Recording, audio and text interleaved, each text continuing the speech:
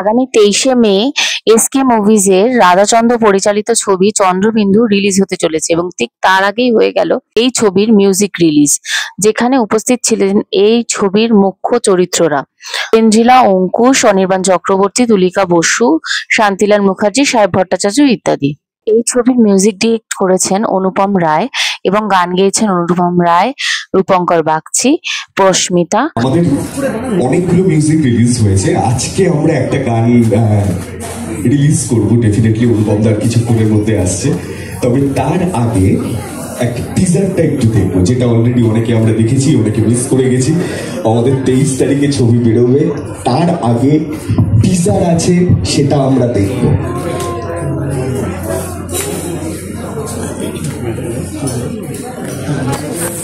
চিন্তা আমাদের মধ্যে চলে, কিন্তু সেখানের একটা গল্প যেখানে দুঃখ, প্রেম, ভালোবাসা, আবেগ, আবার একটু ভৌতিক ব্যাপার, সমস্ত কিছু নিয়েই এই চন্দ্রবিন্দু।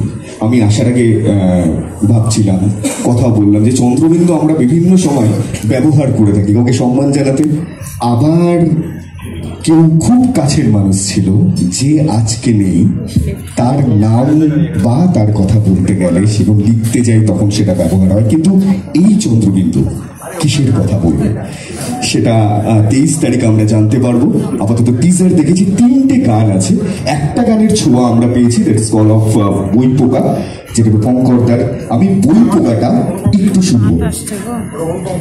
হ্যাঁ, অনুপমদার বইপোকা একবার একটুখানি শুনবো প্লিজ। গুড আফটারনুন সবাইকে, এখানে আসার জন্য অনেক অনেক ধন্যবাদ। এক্সাইটমেন্ট যদি বলেন যে এই যে ছবিটা এত আগে হয়েছিল এবং এটা যে আজকে রিলিজ করতে চলেছে, মানে 23 তারিখ রিলিজ করতে চলেছে, সেটা নিয়েই আমি সবচেয়ে বেশি এক্সাইটেড।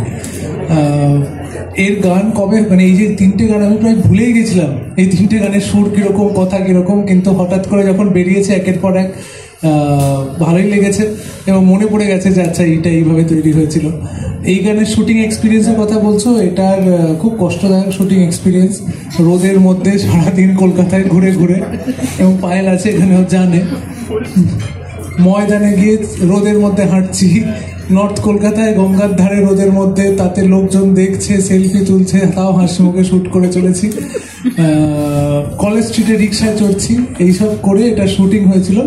তবে যখন শেষমেশ ছবির সঙ্গে আর কি, ছবির ভিজুয়াল অনেক ভালো আমার ভিডিওর তুলনায়, সেখানে অঙ্কুশ আছে, ঐন্দ্রিলা আছে, আমাদের অনির্বাণদা আছে, ওদের সঙ্গে যখন মিলেমিশে দেখছি জিনিসটা তখন ভালো লাগছে।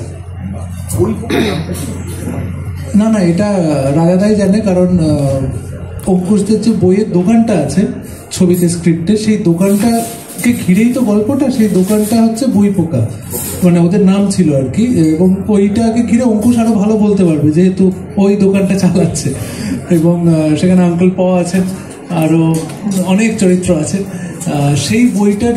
সেই বইয়ের দোকানটার জন্য একটা গানের দরকার ছিল, সেখান থেকে বইপোকা গানটা তৈরি হয়েছে। ঘুরে ঘুরে খাচ্ছিল বহুদিন, দূরে দূরে সরেছিলে এতদিন, উড়ে উড়ে এসে জানলার কাছে বলো ধুরবোকা, আমি তোর সেই বইপোকা। ধন্যবাদ। ওকে, একটু আগে মজা করলেও মানে আমাদের গানটা থেকে কিন্তু অনেকের কথা মনে পড়তেই পারে, হয়তো বা পড়েছে। তার কারণ আমি শুরুতেই বলছিলাম যে চন্দ্রবিন্দু কেন, এবং এই গানটা থেকে আমরা হয়তো আরেকটু ভালো আঁচ করতে পারছি কাদের কথা, কোন ঘটনার কথা, জীবনের কোন পর্যায়ের কথা এই চন্দ্রবিন্দুতে বলছে। রূপঙ্করদার গান শুনলাম, আমি রূপঙ্করদার কাছে যাবো প্লিজ।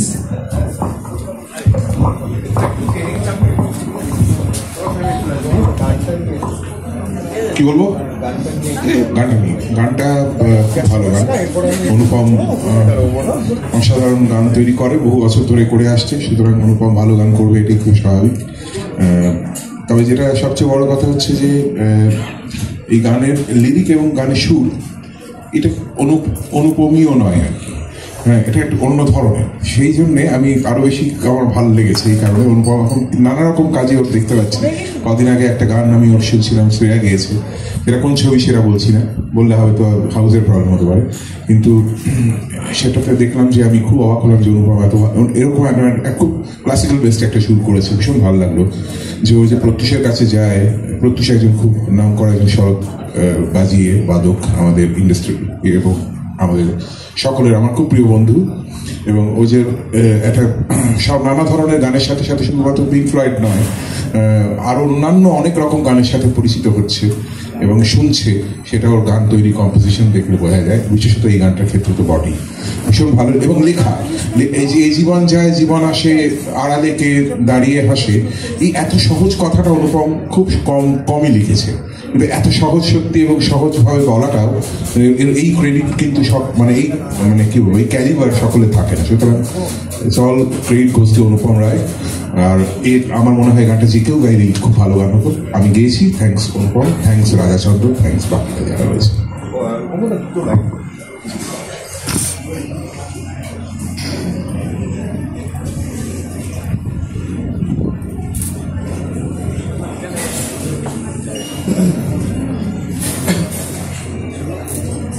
আমাকে একটু সরি লিরিক বের করতেছে, কিছু মনে করো। পরীক্ষাটা একটু বাড়ছে কারণ নেটওয়ার্কটা খারাপ।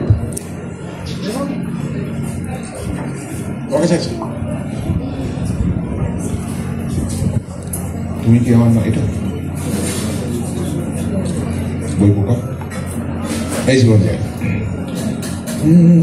মনে পড়ছে আমার কত শীতের রাতে, সে সময় লেপে মুড়ে রাখা থাক এই বুকের ওপর ছোট মাথা রেখে, কেউ ঘুমিয়ে পড়তো মুখে হাসিটুকু থাক। এ জীবন যায় জীবন আসে আড়ালে কে দাঁড়িয়ে হাসে। এ জীবন যায় জীবন আসে আড়ালে কে দাঁড়িয়ে হাসে।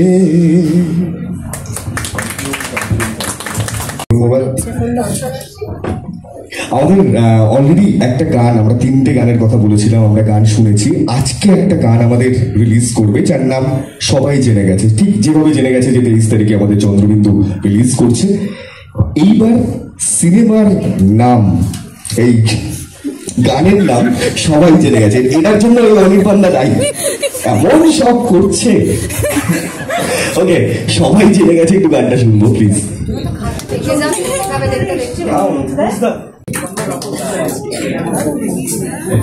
গানটার অনুপমদা এবং প্রস্মিতার গাওয়া।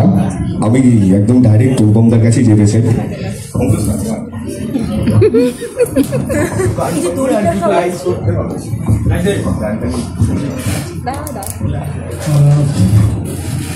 এই ছবিটা চন্দ্রবিন্দু যখন করা হচ্ছে, আমি নাম শুনে বলেছিলাম আমাকে কেন মিউজিক করতে দেওয়া হয়েছে।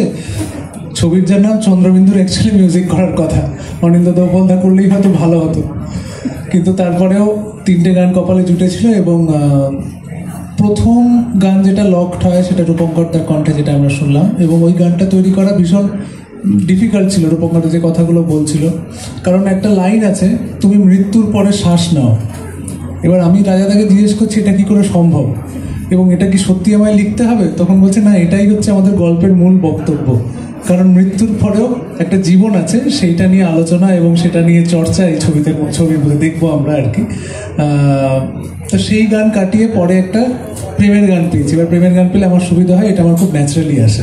সেই গানটা হচ্ছে সবাই জেনে গেছে। এবার সবাই জেনে গেছে প্রথমে যখন তৈরি হচ্ছে তখন জানতাম না এটা ডুয়েট হবে আর কি। গানটা কিছু দূর এগোনোর পরে রায়দা বলছে যে এটা ডুয়েট গান লাগবে একটা। তারপর তখন মনে হয় যে স্কিলের তো একটা ব্যাপার থাকে, যে কোন পিচে আমি গানটা বানিয়েছি সেটা করতে গিয়ে যার গলাটা আমার সঙ্গে ফিট করে সবচেয়ে বেশি সেটা প্রস্মিতা, এবং তাই জন্যই ওকে বলা। এবং ওর এই যে অঙ্কুশ ঐন্দ্রিলার যে প্রেমটা দেখানো হচ্ছে চিত্রায়নে, সেখানে মনে হয়েছিল যে ওর কণ্ঠটা ভালো লাগবে। আমার পিচটা একটু নামিয়ে ওর মতন করে একটা জায়গায় আমরা এই গানটা রেকর্ড করি। আর খুব সহজ সরল কথা, খুব সহজ সুর, আশা করি মানুষের ভালো লাগবে। আর কিছু বলতে হবে? গানটা গাইতে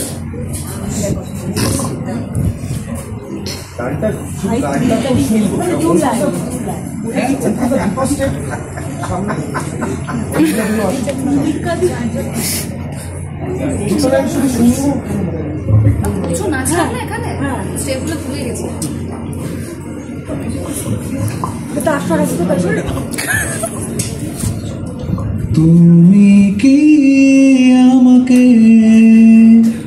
চেনো না? হলুদের জন্য মন কেমন করে ওঠে। You can stay at Happy Afterlife for no more than 30 days. If nobody comes after 30 consecutive days, তাহলে we have to move on. Actually Arnab, ওর নামটা রেজিস্ট্রি করা আছে। Right, if Arnab comes today, then the 30-day count starts from today. আসলে কোনো মানুষকে ভালো করে চিনে ওঠার আগেই সে যদি ছেড়ে চলে যায়, তাহলে আর তার কোন স্মৃতি ধরে আমি বাঁচব? রিলি সরি মীরা, অনেক কিছু বলতে চেয়েছিলাম তোমায়, বলতে পারিনি, সময় পেলাম। আর কিছু থাকো মীরা, যেও না মীরা প্লিজ। 2 সপ্তাহ হয়নি হাজবেন্ড মারা গেছে, এখনই এত লেট করে বাড়ি ফিরছি?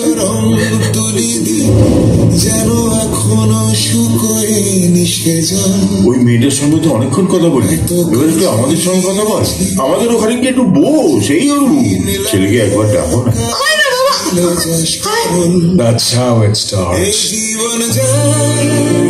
জীবন আসে আড়ালে কে দাঁড়িয়ে হাসে, জীবন যায় জীবন আসে। বলু আজকে আসবে তো? যেতে ইচ্ছা করছে না। আমাদের কি বিজ্ঞান কি বলে, এরপর আমরা কোথায় যাব? আড়ালে কে দাঁড়িয়ে হাসে।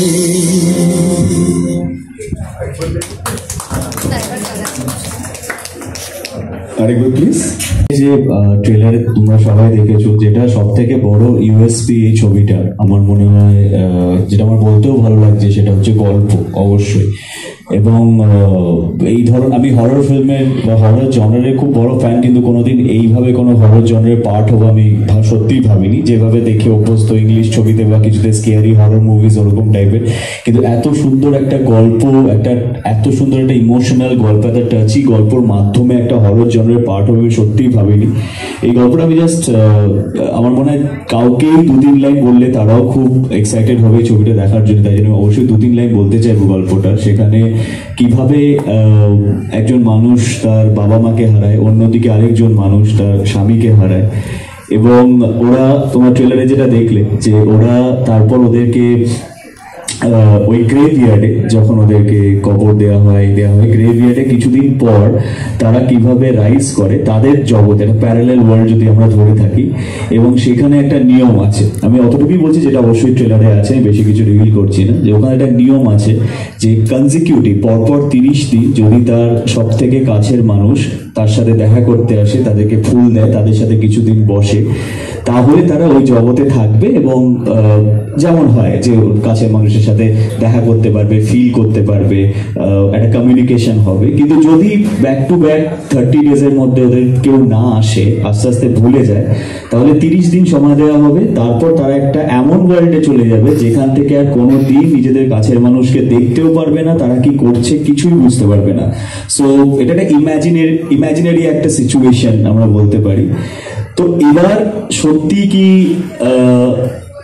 এটা মোরাল অফ দ্য স্টোরি যদি আমি বলি, যে সত্যি কি আমরা যাদেরকে হারিয়ে ফেলি তাদেরকে আমরা কতদিন কতটা মনে রাখি? কারণ আমাদের লাইফ এগিয়ে যায়, আমাদের অনেক বাহানা পেয়ে যাই আমরা, যেখান থেকে আমরা একটু হাসতে শিখি, আমরা কোথাও না কোথাও আমরা নিজেদের দুঃখ কষ্ট ভুলে যাই। সাহেব এসে গেছে, সাহেব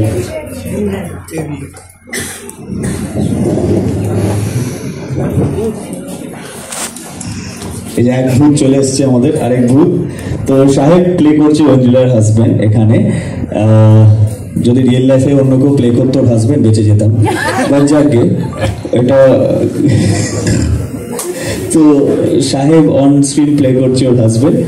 তো এবার কিভাবে আমরা যেটাই বলছিলাম যে আমরা কোথাও না কোথাও আমাদের চোখের জল হয়তো শুকিয়ে যায়, মনে হয়তো থেকে যায়, কিন্তু কিছু না কিছু কোনো না কোনো কারণে আমরা আবার হাসতে শিখি, আমরা আবার মুভ অন করে যাই।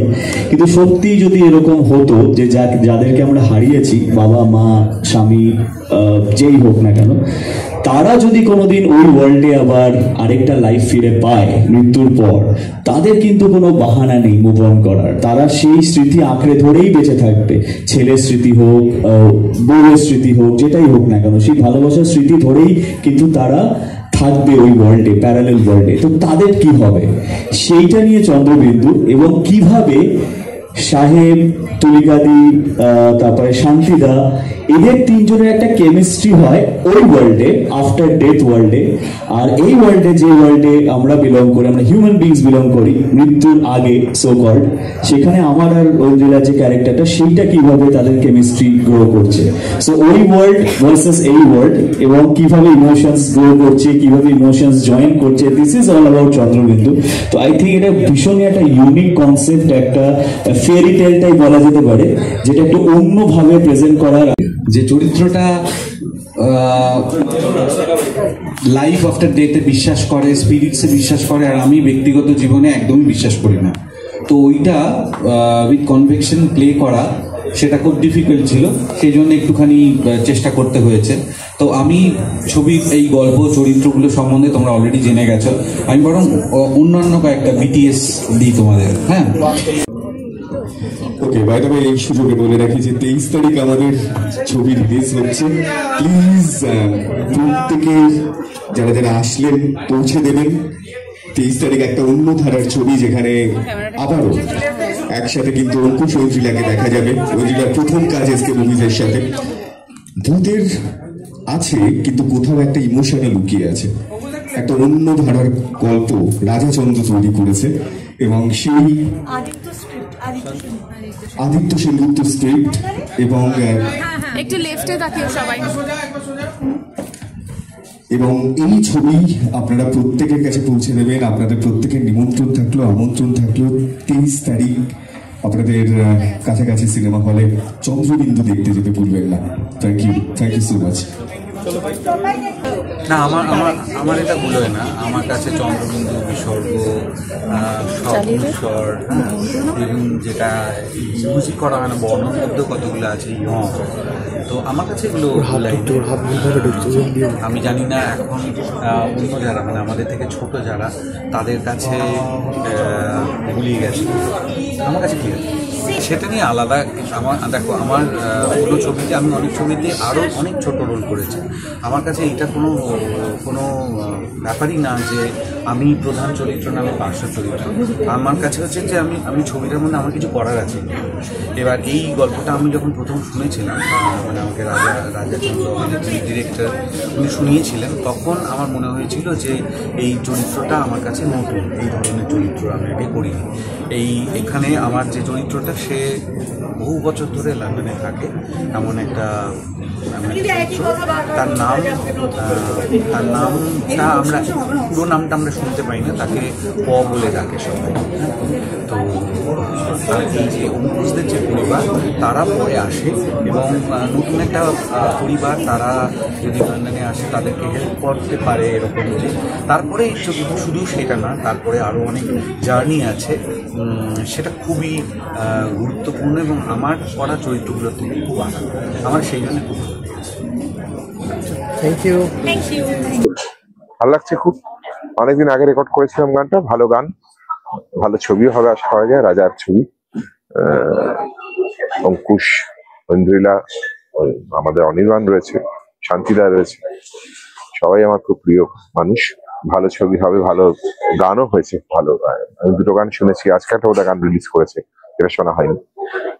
একটা অনুপমের গান শুনেছি, একটা আমার গান শুনেছি, সে দুটো গানই খুব ভালো হয়েছে, সুতরাং হোপফুলি খুব ভালো হবে। না, আমি ভূতে বিশ্বাস করি না, কারণ আমার মতো ভূতকে যারা সহ্য করে তাদের মধ্যে আমি একজন অন্যতম। মানে আমি রোজ আয়নাতেই দেখতে পাই একজন ভূত। আমি যখনই আয়নার সামনে দাঁড়াই, আমি যখন আমাকে সহ্য করতে পারি, তখন আর ভূতকেও বিশ্বাস করবো কি করে? আমি যখন আমি তো বড় ভূত, সবচেয়ে বড় ভূত বসে আছি। যে ছিল প্রিয়জন সবচেয়ে জীবনে, জানি না কি করে ছেড়ে থাকতে হবে। কত যত্নে সহজ, কত আদরে নরম, তাকে স্মৃতির আঁচলে ঢেকে রাখতে হবে।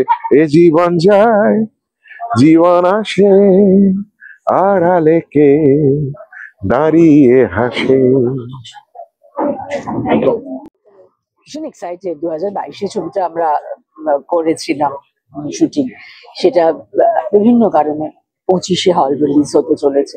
কাজে খুব এক্সাইটেড। অনেকটা সময় পেরিয়ে গেছে, কিন্তু ছবিটার যখন টিজার দেখছি বা বিভিন্ন গানের পার্ট দেখছি, আমার মনে হচ্ছে না যে 22-এর করা ছবি। ভীষণ মানে তাজা, সতেজ লাগছে।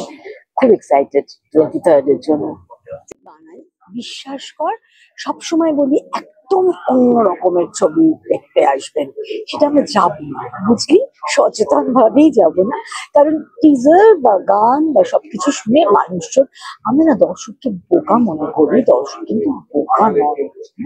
দর্শকদের আমরা যেটা সুন্দর করে পরিবেশন করব, তারা কিন্তু সেটা আদর করে গ্রহণ করে। তো হ্যাঁ, একটু অন্যরকম। আচ্ছা, তুমি অনেক ধরনের চরিত্র করেছো, এই ভুতুড়ে ভূত ভূত করি না, এই না রে, একটা টেলিভিশনে করেছিলাম চুনি পান্না বলে। হ্যাঁ, টেলিভিশনে সেখানে করেছিলে, তারপরে এখানে তারপরে এখানে একদম অন্যরকম, মানে সে বিদেশের মাটিতে বেড়ে ওঠা ভূত, সে এখানে চুনি পান্না ছিলেন বাঙাল ভাষায় গল্প বলা একটা ভূত, আর তিনি বিদেশের মাটিতে হেঁটে চলা একটা ভূত। আহা, বড্ড কষ্ট, ভূতেদের বড্ড কষ্ট। না না, এই মানে মাটির ডিফারেন্স আছে। ভূত বিদেশি নন, বাংলাতেই কত বলেছি, কিন্তু মাটিটা ডিফারেন্ট। আর কষ্ট, মানে ওই মানুষটার সাইকি যখন আমরা সার্চ করতে করতে যাই অ্যাজ অ্যান আর্টিস্ট, কষ্ট হয়, সত্যি কষ্ট হয়। তুমি কি ভূতে বিশ্বাস করো? না তোমার রিয়েল লাইফ কোনো এক্সপেরিয়েন্স? না, ওই একই কথা বারবার বলছি, ওই এই শুটিং এই দেখেছিলাম, ক্যামেরা সেটিং, একটা শর্ট নিতে যাওয়া এবং ক্যামেরা ঘুরে যাওয়া, এটা দুদিন, মানে পরপর দুদিন নয়, একদিন দুদিনের গ্যাপে। ওই শটটা নিতে দেননি যিনি ছিলেন মানে গ্রেভ স্টোনের ভেতরে, তারা চান না, কিন্তু আমরা সব চাই, মানে মানুষকে দিয়ে সব করানো যায়, কিন্তু ভূতেরা যেটা চান না সেটা করা যায় না। 22-এ করেছিলাম, 23-এ রিলিজ করছে, মানে 23rd রিলিজ করছে, আমি তোকে দেখে বলবো। দর্শকদের জন্য একটাই কথা বলবো, বিশ্বাস করুন, প্রচুর প্রচুর প্রচুর প্রচুর প্রচুর ভালো বাংলা ছবি হচ্ছে।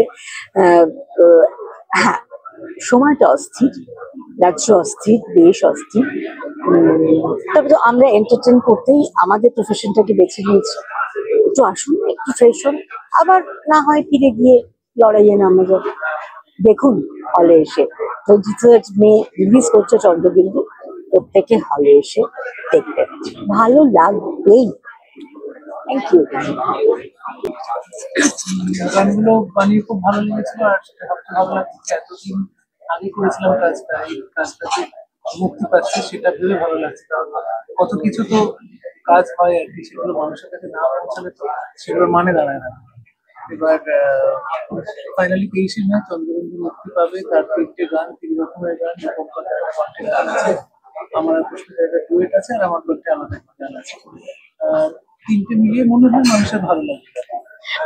যখন গল্পটা শুনলে তখন কি মানে কি ভাবনাটা মাথায় এসেছিল যে গানগুলো? দেখো, গল্প শুনে তো গান তৈরি হয় না, সিচুয়েশন শুনে তৈরি হয়। এবার প্রত্যেকটা 3 রকম সিচুয়েশন শুনে 3 রকম গান তৈরি হয়। তোমার কাছেও বলবো যে কেমন লাগছে? খুবই ভালো লাগছে। এই গানটা অনেকদিন আগে রেকর্ড করা, অনেক বছর আগে রেকর্ড করা, এটা যে আজকে রিলিজ করছে খুব ভালো লাগছে। আর অঙ্কুশ ঐন্দ্রিলা দুজনেই they are looking so good on screen. Thanks to রাজাদা আর Anupam for casting me. 23rd release করছে চন্দ্রবিন্দু, আপনারা নিশ্চয়ই যাবেন দেখতে হলে, জানাবেন সোশ্যাল মিডিয়াতে যে কেমন লাগছে। সবাই জেনে গেছে, সবাই জেনে গেছে তোমায় ভালোবেসেছি। সবাই জেনে গেছে, সবাই জেনে গেছে তোমায় ভালোবেসেছি। সে বুঝুক, আমার কোনো আপত্তি নেই। সে বুঝুক, সে কত লাগে। সামনে কিন্তু ছবি রিলিজ আছে, ছবি আর সাথে আছে। এইভাবে ভয় দেখে ডেকে রেখে দিয়েছে। এলাকের পাশে দাঁড়িয়ে এরকম কথা বলার সাহস হলো তোমার? একটা হয়ে যায়, প্রথম 3-4 বছর দুঃসাহস হয়নি, 5 বছর 8 বছর পর না অনেকে ছিল তখন মনে হয় না বললে আর হবে না। তখন পুরুষ মানুষরা বলে, তখন বলে ওঠে। এই পারিবারিক কলহের ছবি কি জায়গায় বুঝতে পারছি না, তুমি তো উত্তরও দিয়ে যাচ্ছি, বলো। না না, ওটা একদমই চলতো না। ওটা বুঝতেই পারছো আমার অফস্ক্রিনে কি অবস্থা হয়েছে, সেখানে অনির্বাণ দা আছে, সাহেব আছে, পুলিশ আছে। আজকে আমরা লন্ডনে গিয়ে শুটিং করা actually not a matter of joke. Per day cost আমাদের যেখানে কলকাতায় শুটিং করি তার থেকে প্রায় 3-4 গুণ বেশি থাকে। এবং সেই জায়গায় দাঁড়িয়ে এরকম একটা ছবি যার মেকিং আমরা অলওয়েজ কম্প্রোমাইজ করতে চাই না কেউই। আমরা 15, 16, 17 ডেজ হাতে সময় থাকে, তার মাঝখানে অনেক প্রবলেম আসতেই পারে। এত ঠান্ডা, কনকনে ঠান্ডা, এই হয়তো এমন কিছু আমরা প্ল্যান করেছি সেটা এক্সিকিউট করা গেল না, প্ল্যান বি ভাবতে হচ্ছে। তো সেইখানে কমশুটির মজা চলে ঠিকই, কিন্তু অতটাও নয়, সবাই আমাদের ফোকাস করতে হয় কাজে। আর চন্দ্রবিন্দু সত্যি বলছি, আমার যেটা অন্যরা বলেছে, স্ক্রিপ্টটা পড়ার পর আমাদের এতটাই ভালো লেগেছিল যে আমরা সবসময় চেয়েছিলাম যে ফুল কোঅপারেট করবো প্রোডাকশন হাউসকে, যেখানে সব পুরো প্রোডাকশন হাউস এত টিম নিয়ে লন্ডনে গিয়ে শুট করে অ্যাটলিস্ট যাতে ছবিটা আমরা ভালো করে এক্সিকিউট করতে পারি, আমাদের পুরো মন ওদিকে ছিল। অবশ্যই আমরা সবসময় এখনো, ফর এক্সাম্পল আমার ঠাকুমা মারা গেছে, ঠাকুমার ছবি বাইরে থেকে সবসময় প্রণাম করে কিছু বলে আমি বাড়ি থেকে বেরোই। ও সারাক্ষণ দেখবে বাবার ছবিতে কিছু না কিছু কথা বলে, বাবাকে কিছু বলে বেরোয়, কোনো ভালো কাজে। বা ধরো কেউ কোনো অন্যায় কাজ করতে গিয়ে 10 বার ভাবে, খালি মনে হয় যে না ওপর থেকে কারো যদি বাবা মা না থাকে বাবা মা দেখছে, বা কারো যদি খুব কাছের মানুষ থাকে সে মান বসিয়ে না থাকে সে দেখছে। এটা না অদ্ভুত একটা সাবকনসিয়াস মাইন্ডে আমরা সবাই বিলিভ করি যে যারা আমাদের ছেড়ে চলে গেছে তারা কোথাও না কোথাও থেকে দেখছে। এবার যদি সেটা রিয়েল হয়ে যায় তো কি হবে? সত্যি যদি আমরা সেটা হয়, এটা মানে সায়েন্টিফিক্যালি যদি সেটা প্রুভ হয়, হ্যাঁ ইট ইজ ট্রু, সত্যি মৃত্যুর পরে একটা জীবন থাকে, সেখান থেকে আমাদের সবাই দেখছে, ফিল করছে, তাহলে কি হবে? That is all about Chandrabindu. তোমার কোনো কথা তোমার কিরকম ফিলিং? না, আমার ফিলিংসটা একটু অন্যরকম, কারণ যেহেতু আমার বাবার ব্যাপারটা ভীষণভাবে আমাকে নিয়ে জড়িয়ে আর কি। মানে আমি ছোটবেলা থেকে যা করেছি, যা শিখেছি আর কি, 5 স্টারে খাওয়া হলো আর কি, কোনো মাল্টিপ্লেক্সে ফিল্ম দেখা হলো, সমস্ত কিন্তু প্রথম হাত ধরে আমার বাবার সাথেই হাত ধরে। তো এইটা আমার কাছে খুব বড় একটা জিনিস। একটা শুটিং করতে করতে একটা জিনিস রিয়েলাইজ করলাম যে যদি সত্যি, যখন তুলিকা দিয়ে শান্তিদা বসে আছে, সাহেব আমাদের পাশে বসে ঘুরছে, তখন না সত্যি বসে বসে আমি সাহেবকে অনেকবার বলেছি যে আচ্ছা তুমি বলো না একটু যে মানে সত্যি এরকম হয় না যে আমাদের পাশ থেকে দেখছে, বা যখন সাহেব জানি তোর মন খারাপ করে, বাট হ্যাঁ রে বাবু, এটা অ্যাকচুয়ালি তুই ফিল করবি যখন কোনো বিপদ বা কিছু, তখন তুই দেখবি যে কোথাও না কোথাও বিপদ থেকে বেরিয়ে যাচ্ছে। সেটা মানে অ্যাকচুয়ালি আমাদের নিজেদের মানুষদের জন্যই। আমি সবসময় দেখি যে ও সব সবিষণক ঠাম্মার পেয়েছে, যখনই কোনো ভালো কাজে যায় বা কিছু, ও আর কিছু ভুলে, মানে গাড়ির চাবিটাও এরকম হয়েছে অনেকবার ভুলে গেছে, আবার উপরে উঠতে হয়েছে, কিন্তু ঠাম্মার ছবি নিয়ে। আমরা আগেও বলেছি আমার লোগোটা অয়ের মাঝখানে যে একটা ছবি আছে একজন মহিলার, তো আমার ওইটাও আমার ঠাকুমাকে ইয়ে করে করা।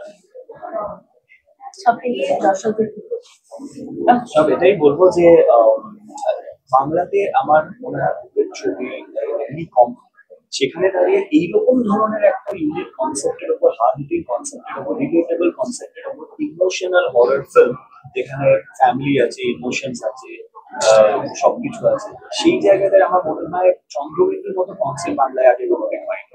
আমি একটাই সুযোগ চাইবো অডিয়েন্সের, তেমন সে সুযোগটা খারাপ লাগুক ভালো লাগুক যেটাই লাগুক, কিন্তু সেটা যেন ছবিটাকে দেখে আমাদের ফিল হয়। একদমই তাই, কারণ 23শে মে রিলিজ ছবিটা। আমরা যেমন জানি কিছু কিছু হিন্দি ছবি, সাউথের ছবি আমরা জানি খুব একটা ভালো লাগবে না, কিন্তু তাও আমরা পয়সা খরচা করে হলে যাই, গিয়ে তারপরে বিচার করি। তো আমার মনে হয় যে আমাদের বাঙালিদের স্পেশালি আমাদের বাংলা ছবির পাশে একটু দাঁড়ানো এবং এই সুযোগটা দেওয়া, যে হলে গিয়ে, কারণ বড় স্ক্রিনের জন্য আমাদের তৈরি মানে একটা বড় স্ক্রিনে দেখতে ভালো লাগে, তো সেটা দেখুক এবং আমরা ফিডব্যাক ভালো মন্দ পজিটিভ নেগেটিভ দুটো ফিডব্যাক নিতে আমরা রাখি। যা মারা গেলাম এরকম না, সিরিয়াস নোট, আমার খুব মজা লেগেছে কারণ এই ধরনের চরিত্র তো আমি আগে করিনি কখনো। তো এই ক্যারেক্টারটাকে কিভাবে মানে বিল্ড করবো সেটা আমি আর রাজাদা বসে গল্প করছিলাম এসকে অফিসে গিয়ে কি করে, মানে এদের কি মানুষের মতনই দেখতে হবে নাকি যেরকম লুকটা তোমরা এখন ছবি থেকে অনেক পারমিউটেশন কম্বিনেশন করে তারপর আমরা এই লুকটায় এসছি। এবং তাদের ওই মানে স্বভাবটা কিরকম হবে, আমরা তো একটা ভূত বললে পরেই একটা আমাদের একটা ইমেজ মাথায় চলে আসে যে নিশ্চয়ই খুব বিকৃত হবে বা হয়তো একদম রোবটের মতো চলে, হাত পা নড়ে না, ঘাড় নড়ে না, পুরো বডি সবাই ধরে, তো এরা কি মানুষের মতনই বিহেভ করবে, এই বিভিন্ন জিনিস আর কি এই করে করে চরিত্রটাকে তৈরি করা। তারপর ভাবলাম যে না ঠিক আছে, মানে মানুষের মতনই হবে, খালি জাস্ট এই পৃথিবী থেকে অন্য পৃথিবীতে চলে গেছে। আমার তো খুব ভালো লেগেছে। আমি তো মানে শুটিং চলাকালীন আর কি, যেহেতু কিছু লং আজ শুটিং হতো, যে সময় আমরা বোধহয় মে মাসে শুট করেছিলাম লন্ডনে। মে মাস মানে তখন ওদের সামারে রাত 9:30 10টা অব্দি সূর্যের আলো রয়েছে, রাত 9:30 10টা। প্রথম গিয়ে তো ভাবছি কি রে বাবা, দিন শেষই হচ্ছে না, ঘড়ির দিকে তাকিয়ে দেখি 7:30 8টা বাজে, এত সূর্য আলো বেঁচে গেছে। তো এসকের জন্য খুবই ভালো, অনেকক্ষণ শুটিং করতে পেরেছে। হ্যাঁ থ্যাংক ইউ, অনেকক্ষণ শুটিং করতে পেরেছে। কিন্তু আমি যেটা করতাম যে শুটিং এর মাঝে মাঝেই যেটা করতাম, এদিক ওদিক বনে বাদারে কোনো গ্রেভের সামনে চুপচাপ বসে থাকতাম। আর ওখানে তো সাহেবরা যারা আসতে তারা কিন্তু ভয় পাই, বিশ্বাস করতো, তারা মানে চমকে ডবল লুক দিত, কে বসে, ও আচ্ছা শুটিং এর লোক, আচ্ছা আচ্ছা। আমি যেহেতু ঘাবড়ে গিয়ে বসে আছি বেঞ্চে তাকিয়ে রয়েছি। ভয় দেখায়নি বাবা, ওখানে দেখাতে হবো ভয়, তারপর ধরে অ্যারেস্ট করে। না আমি ভূতে বিশ্বাস করি না, ভগবানের বিশ্বাস করি, আমি এনার্জিতে বিশ্বাস করি। এই শুটটা করতে গিয়ে কয়েকবার চমকে উঠেছি, কয়েকবার করে একটু এই হয় না গা ছমছমের ব্যাপার তৈরি হয়ে যায়, কয়েকবার আটকে উঠেছি। অন্ধকারের পর যখন এখানে শুটিং করছিলাম, দুমদাম করে এখান থেকে ওখান থেকে ঐন্দ্রিলা বেরিয়ে আসছে, তো ও তুই আচ্ছা, তো ওই কয়েকবার আটকে উঠেছি এরকম ভাবে। আদারওয়াইজ সেরকম কোনো এক্সপিরিয়েন্স আমার হয়নি।